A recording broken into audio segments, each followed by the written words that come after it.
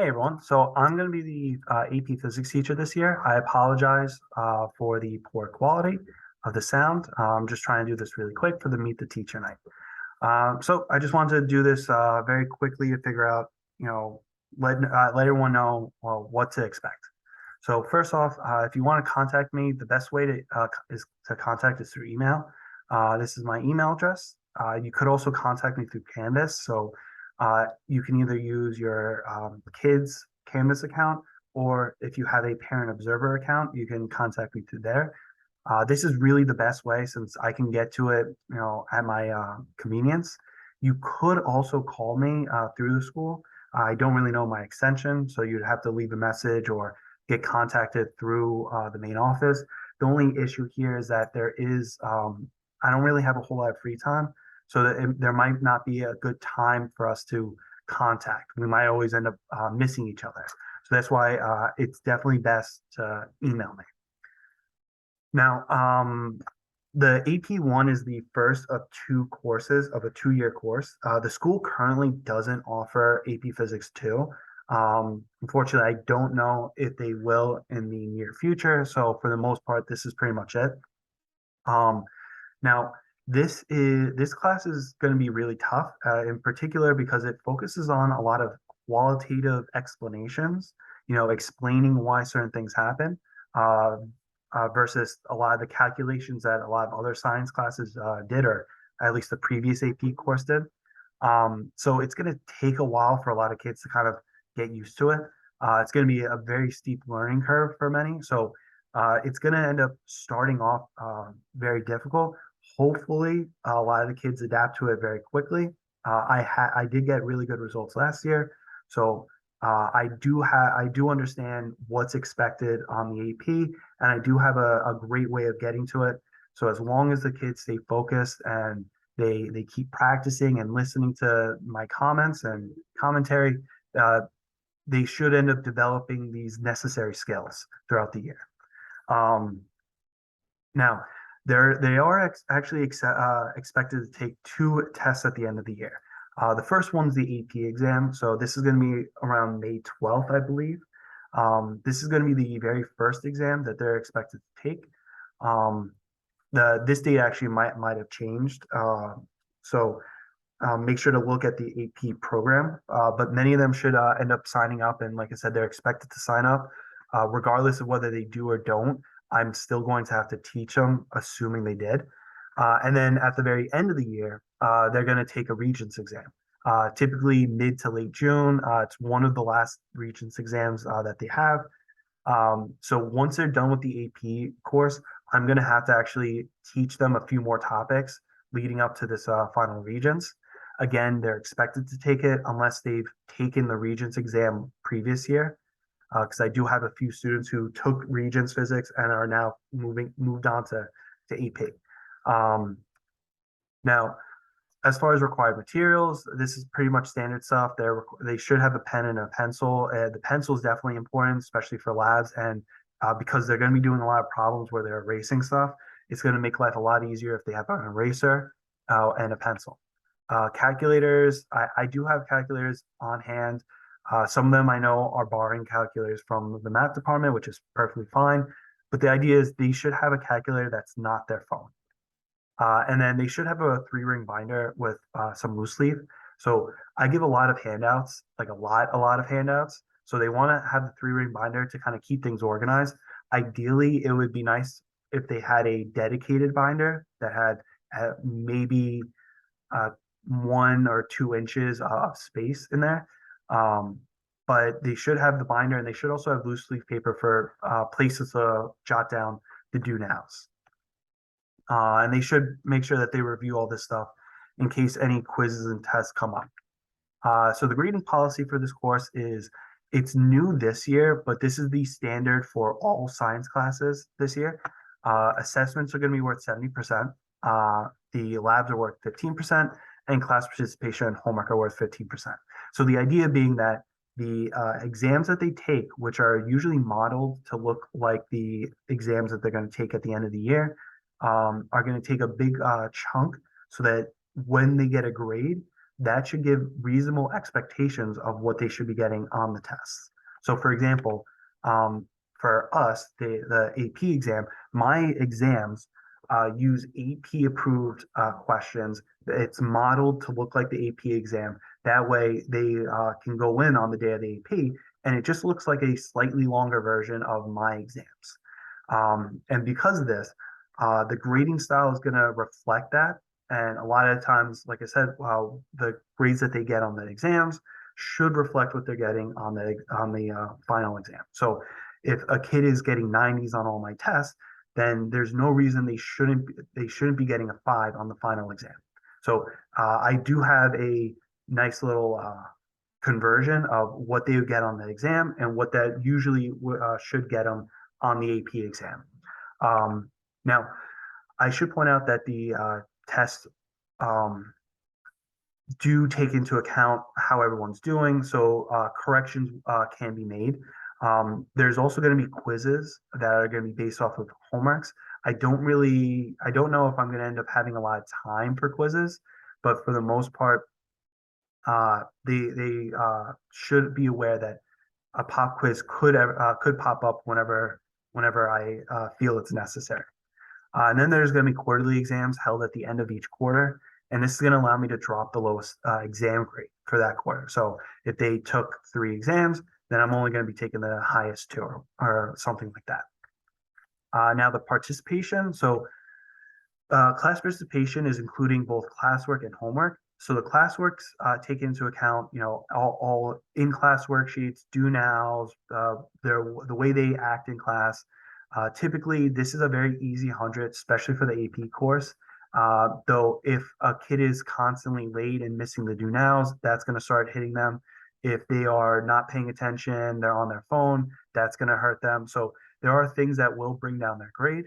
But so if they're not getting 100, it's usually because they're missing do nows and assignments, or they are constantly on their phone or being distracting or something. Homework. Now there's a weekly problem set, and all the problem sets are assigned onto Canvas. I had mentioned this to the students before. Every problem set is assigned on Friday and will be due the following Thursday. I don't always announce the problem sets are assigned. Like I said, it's for the most part should be assumed at that point that every Friday is a problem set. Every problem set has already been posted, so they just should go to the next problem set. Everything's on Canvas, though I will try to make sure to set up assignments through Canvas so that on Fridays the assignment will pop up and they can see it and they can start working on it. The first few homework assignments, they could probably get away with not starting it until the next week, but as the year goes on, the problem sets will get longer. So I recommend that on Friday, they should start using the weekend to kind of look over the problem set. So on Monday and then the entire week, they can come in and start asking questions and ask for help during the extra help. If they started earlier, it's a lot less that they have to work each day rather than doing it all in one day.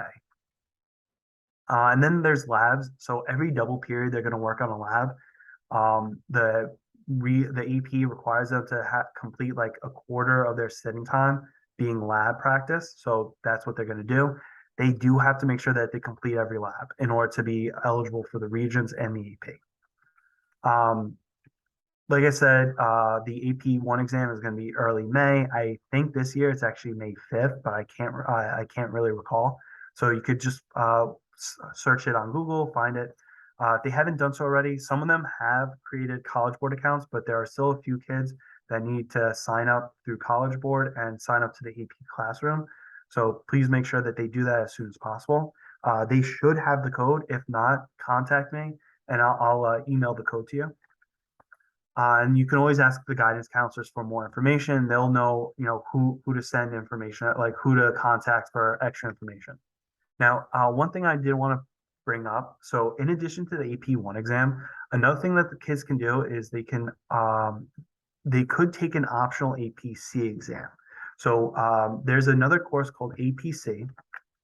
Essentially, it's considered a higher level AP course and a higher level AP exam that basically focuses on calculation stuff and adds in a little bit of calculus. So that's kind of where the C comes in. It's AP Physics with calculus. Uh, the reason, so and then the way they would study for it, it's kind of requires them to study at home during extra help. I do have materials that I actually posted on Canvas that I will provide. There's a bunch of practice exams that they can see. There's a bunch of practice questions they can look at. So there's a lot of material that's there. But the idea is that I'm not really going to be dedicating in-class time to it. Now, the question would be, why would they do this? What's the point of taking the APC exam? Um, so first off, some colleges will actually uh, accept lower grades for the APC exam, or at least allow for the ability to opt out of courses. So, for example, in some schools, getting an AP1 exam, they might only give a few credits if you get a 3 or above, but they won't let you opt out of a class. But if you take the APC exam and you get a 3 or above, not only do you get that college science credit, but you do get the option to skip intro physics or whatever the college equivalent to the APC course is. So it kind of does help for that. I do recommend that kids, when they figure out what college they go to, they should look to see what the requirements are, whether they accept it or not before they continue. Now, the other thing is that the AP1 is still fairly new. There's a few years of gaps where they didn't hold the exam. But so for the most part, there's really not a whole lot of information about it. In fact, a lot of practice books and workbooks that you find in bookstores aren't really the best. They're still teaching it to the old exam, and they haven't really updated it for the AP1. But unlike the AP1, the APC has a ton of questions. It's got decades of information, practice exams, and things that they can look at. So they can go into the exam a lot more prepared of what to expect. And not only that, the APC is a lot more straightforward. One thing I've told the students is that the AP1, in order to test your understanding, they've made a lot of questions very tricky, not really calculation difficult wise, but just very tricky with certain words being thrown in there that completely changes how you set it up. And a lot of times what will happen is when I go over the exam, I'm going to hear a lot of, oh, that's what they're asking, or oh, I didn't see that. A lot of that stuff of like, oh, now I know what I'm supposed to do, with just a few notes. So the APC is not like that. It's very straightforward. There's really no tricks to it. So some kids will actually find the APC exam easier than the AP1. And it also gives a better idea of what to expect. So I do recommend that kids consider the APC exam. And if they feel like they're struggling with the AP1, that they may not want to do the APC, I still recommend that they at least look at it because they might actually find that the APC fits them. Typically, in previous years, I've had kids get either at or above their AP1 grade on the APC. So a kid who gets a 3 sometimes would end up getting a 4 on average. In fact, I actually had one year where a kid got a 2 on the AP1, get a 4 on the APC, just because he had a lot of trouble explaining his understanding, but he was really good at the calculation. So I do recommend that kids kind of consider it. Now, if a student does want to take it and you're considering it, you have to notify me as soon as possible because they need to put in an order. And if we get it in on time for the kids to take it, then you will some of the people who get discounted exams or free exams, it will apply for that. Last year, I had a lot of kids notify me too late that they want to take the exam. So the tests were purchased late, which meant that a lot of those kids that would normally get free or reduced AP exams weren't given that same ability. They had to pay the exam in full. So if you're interested, let me know, and I'll try to contact people to figure out how to proceed. But it's a completely optional thing. They don't have to do it. It's just for the kids who may want to get some additional credit, get 2 exams out of 1. Now, a lot of helpful tips. This is kind of what I tell a lot of my students.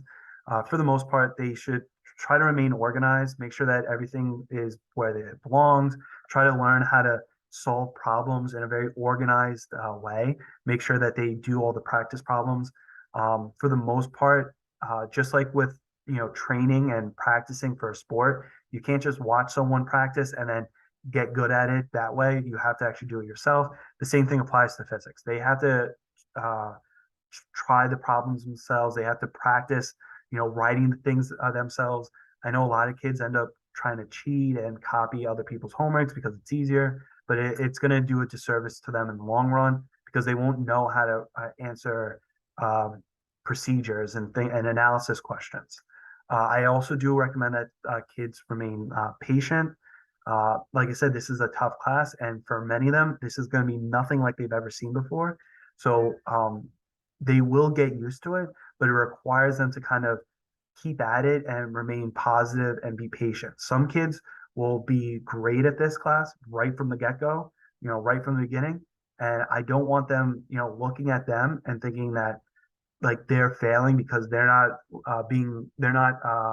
achieving what they're achieving.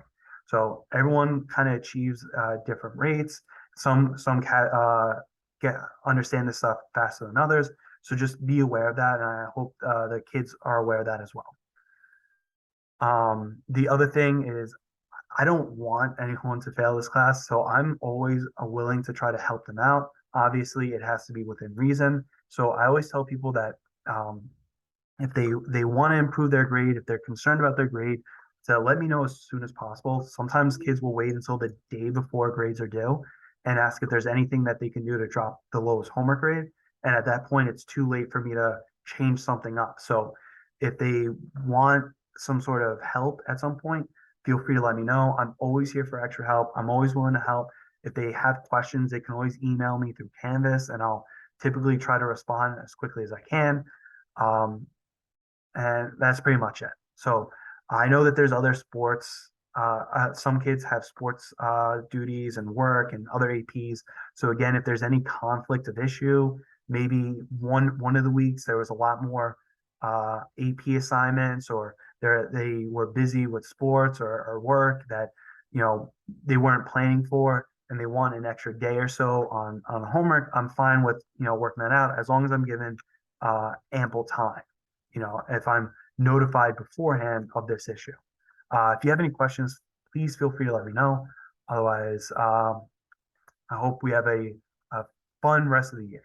Have a great day.